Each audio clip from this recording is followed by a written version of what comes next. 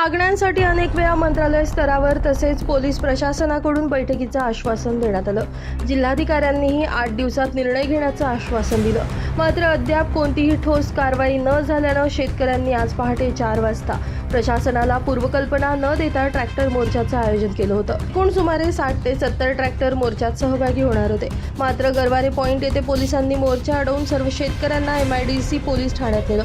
पुढील आंदोलनाची दिशा MIDC police ठाण्यात शेतकऱ्यांच्या बैठकीत ठरवण्यात येणार असल्याची माहिती आंदोलकांकडून देण्यात आली आहे। काय झालंय, आम्ही गेल्या अनेक दिवसापासून रिंग रोड असेल, MIDC बाधित शेतकरी असो, वेळोवेळी आश्वासनं देतात आणि यांना सांगूनही आम्ही मुदत मागितली, मुदत दिली, तर आमच्या या शेतकऱ्यांच्या विषयाला जर या सरकारकडे वेळ नसेल तर काय फायदा? आज या अशा पद्धतीने वागताय, चुकीचं आहे।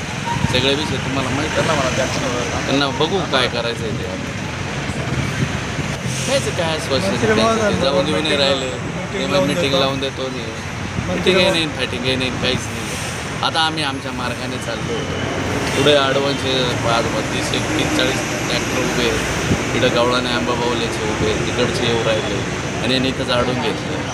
दडपशाही करताय, आम्ही कोणाला त्रास नाही देत। काय आता बोलणार आहे या लोकांना? अवघड आहे सगळं।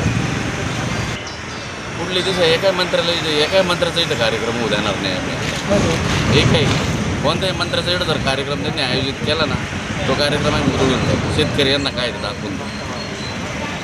नितीन चव्हाण, महाराष्ट्र 24 न्यूज, सिडको।